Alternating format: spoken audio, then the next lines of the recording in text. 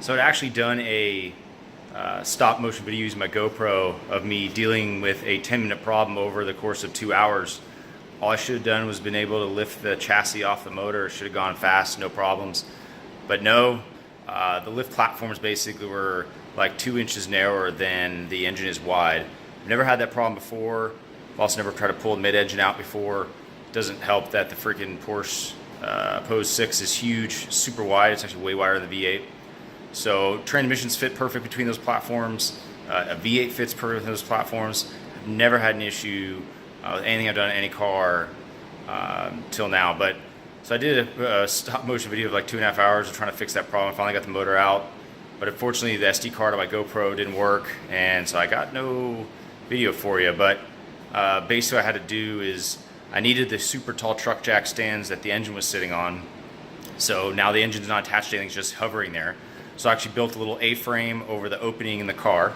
I used ratchet straps and ratchet strapped the motor back kind of into the car a little bit, lifted the whole thing back off the jack stands, and then I had to put the car down on my setup standoffs or roll-offs I used for doing like alignments and corner weighting and stuff, so I could get the jack stands out from under the car that were between the lift pad and the car.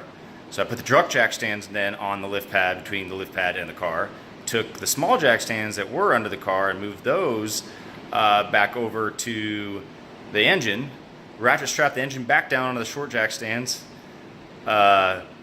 extended the truck jack stands all the way up, then lifted the car back up on the jack stands on the platforms, but now it's like 18, 20 inches above the platform on those truck jack stands, and that gave me enough clearance to then lower the motor out enough that I could kind of wheel it out the back. I just stuck a cherry picker in there after I got it clear of the car and just wheeled it straight back. So anyway, it was actually kind of, I'm sure, pretty funny video of me running around. Literally a 10-minute job, took 2.5 hours, and I had to move things back and forth and back and forth and back and forth, but video didn't come out. So anyway, next video is going to be kind of a walk around of the open shell. My plans should be getting the gearbox any day now. It's going to be a big deal. That's probably the biggest risk factor I have. Quite frankly, if I can't get the gearbox to fit the way I want to, the engine isn't going to fit the way I want to, then I'm not going to fit in the car because I'm 6'2", can't move the firewall. So that could be like the end of the project. Quite frankly, this is, if I had to look at it as a project like I would at work, this is the single biggest risk event, and I need to get to this point before I move to the next step. So, I mean, literally, if this doesn't fit right, I might be putting the car back together and going back and selling it, trying something different. So, stay tuned for that. Don't forget to subscribe. Well, she's almost out, but I done goofed. So the car is not centered on the lift. As you can kind of see here, you can see the platform, it's kind of offset a little that way.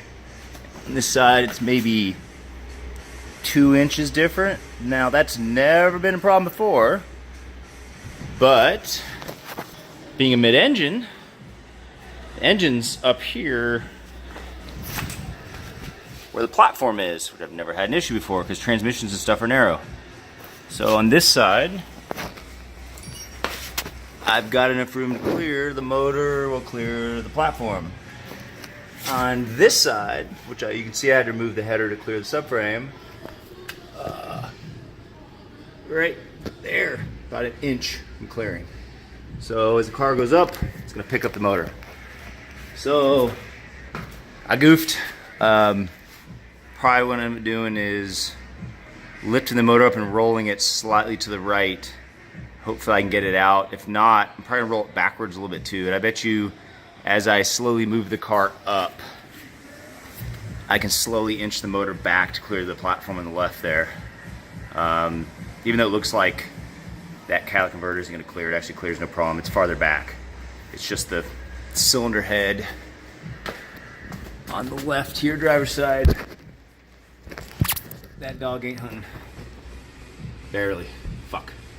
So instead of taking 5 minutes to lift the chassis off the motor, it's probably going to take me 2 hours.